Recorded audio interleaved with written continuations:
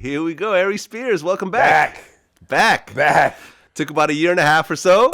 Yeah, and before we get started, I look good, right? You look great. Because last time I did this, I read under the comment section, I got called all kind of raccoon face, biggie, ape niggas, and gorillas.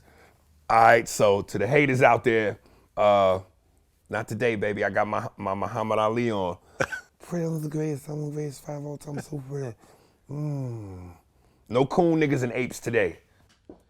Looking good today. There you go, sir. Looking good today. There you go. That's how we do it. We want our guests to look good on the show. Always. Always. So last time we kind of shook things up a bit. You know, ruffled a few feathers. I think so. Maybe. Yeah. You know, a couple million people watched it. That's good. Yep. First thing I want to ask is last time we talked about Key and Peele. Look, I work with them on Mad. Good guys. Good heart. Good guys. Give you the shirt off their back. Is it ironic? Is it a coincidence that they most of their friends are white and got white wives?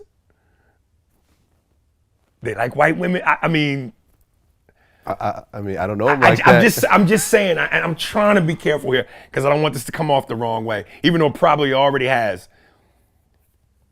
If you hang around them, their new movie, they got a new movie coming out, and it's genius what they're doing. Keanu. They playing that up. They playing up two black dudes who are black, but are so white internally that they're uncomfortable in that black surrounding. And it's a brilliant move because they're really like that. That's what I'm saying. If they walked into a room full of niggas, real niggas would go, something don't smell right. But since then, one of the guys, I feel, has stepped it up. Major. Jordan Peele, I believe? Jordan, yeah. Yeah, Jordan Peele did Get Out. Yes. Kind of hard to hate on that. No, it isn't. I mean, with the success of it, 100 mil. You know, yeah, man. And maybe in hindsight, when I look back on it, you know, I've always just been very honest and open and opinionated about who I am. I kind of got that Charles Barkley thing in me. And sometimes when you're young and you do that, there's backlash. And people, you know, they don't like it. But then I guess sometimes when you become older and less of a threat, and because as you become an older man, you lose that militant bravado you have about yourself. And I'm not saying that I have that, but certainly sometimes I think people see youth as a threat. I'm not a spring chicken, but I ain't an old man, but I'm more on the side of getting older.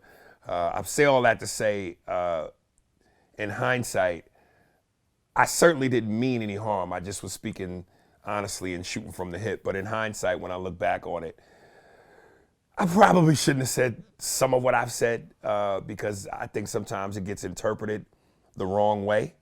And you know, there's repercussions to things that you say. Listen, dude clearly is a talented writer, knows what he's doing. It's a $100 million movie in success, and I'm sure he's gonna crank out many more. But if I had it to do differently, maybe I would have chose my words better. I mean, I ran into him at an airport. Right. You know, we were at a bar together, so we started chopping it up. Yeah. And, you know, you weren't the only one that spoke out against him, you know, when we interviewed Russell Simmons. Hollywood didn't pick that nigga. They didn't pick none of them. They picked Key and Peele. And again, I want to make this clear. I said this 10 times. I promise you, I don't care if you make it a headline. I like Key and Peele. I think they're very funny. I love their trailer for the movie. I wonder if young white kids will go see it because ain't nobody black necessarily excited to see it. Although the trailer looks good, anybody should go see it. I'm going to go see their movie. Just the trailer looks exciting. But, you know, it's like most black people, no matter how middle class they might be, their roots is so deep in the hood that culturally they still have cultural connection. And like they don't switch on and off and say, be black now, you know, that they don't do that.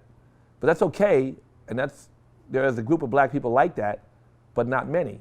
I don't care where you came from, you got cousins and family and all that, and you got culture that travels with you.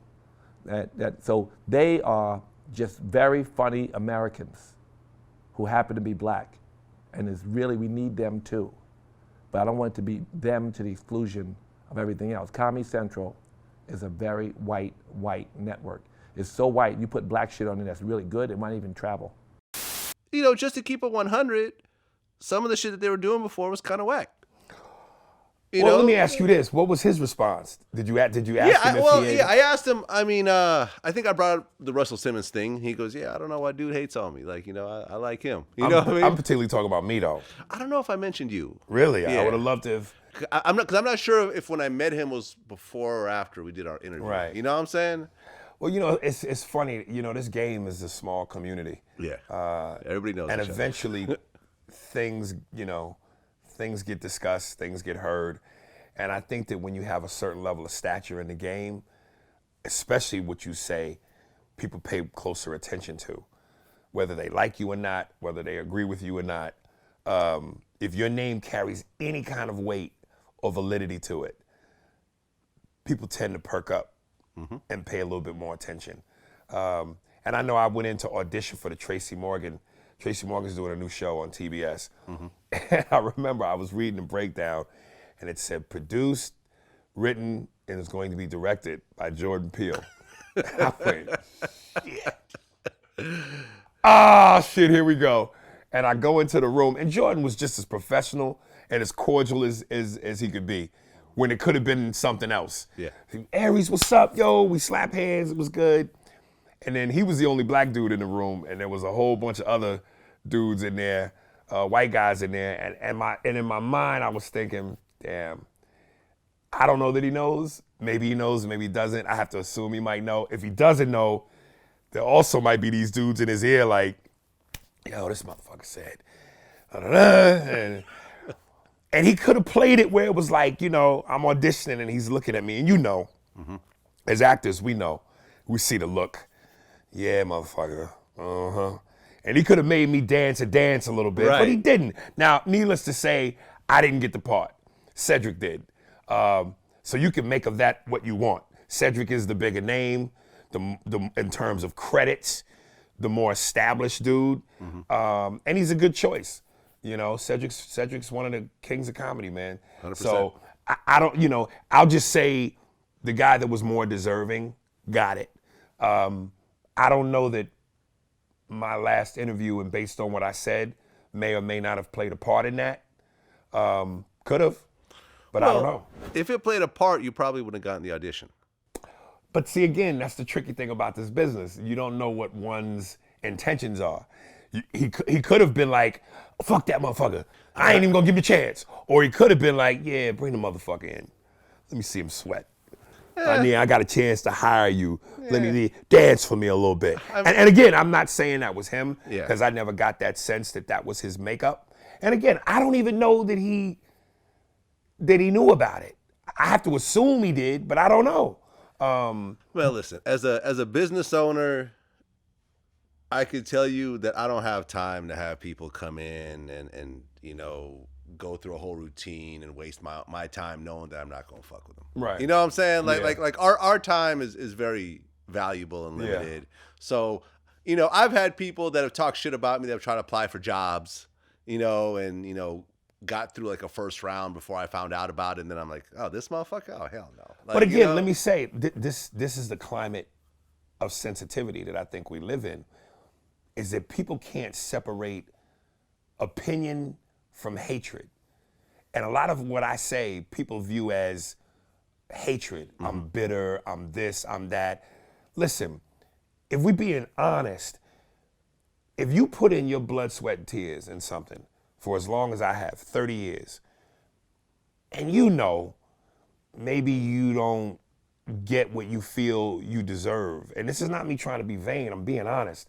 You feel like when you put in a certain amount of time, and I know in life nothing is owed to you, but God damn it, it's owed to you. And sometimes when you get passed over for this reason, that reason, be it political, be it racial, be it bullshit, whatever it is, to sit there and act like that doesn't bother you, you're lying to yourself. And like you, I know, I'm sure you know, but I know a lot of professional athletes, and we all hear them say the same thing. Man, I don't read what they say in the papers. I don't pay attention to the press. Fuck the critics. They lying. They read. They care. We're in a business of egos. And you know, if you believe in yourself and you think you're great, or you're trying to be great, the only thing that validates that is people letting you know that what you're doing is working. So am I in this to beat my chest like King Kong and go, I'm the greatest? No, I'm in this to be as funny as I can be. But the validity is somebody saying, hey man, I like what you're doing. I respect your work. You owning your craft. So to some degree, we all want to get our egos massaged. So when people tell you they don't pay attention and they don't care, they're lying. So I'm saying all that to say, I'm really opinionated. I have an opinion. The day we get to where we can't have an opinion is a problem. Now, whether, you know, again, I'm not, and when people go, oh, you hate, based on what? I'm not saying that someone shouldn't be in their spot. If you're good at what you do, you deserve to be in this spot, but there's levels to this. You know, I'm in the business of funny. Whether you think Carrot Top is a hack or not, the bottom line is his job is to be funny. Right. And if he accomplishes that goal, he belongs in the league. Just like, you know what I mean? The dude who makes the least salary that playing in the NBA or in the NFL, he's a professional. He's good enough to make the league. Now, there's levels to this. Mm-hmm. There's the Tom Brady level, and there's the dude who's at the bottom of the barrel. So just because I have an opinion about you, I've never said anybody doesn't deserve to be here. I just have an opinion based on how I feel about the body of work.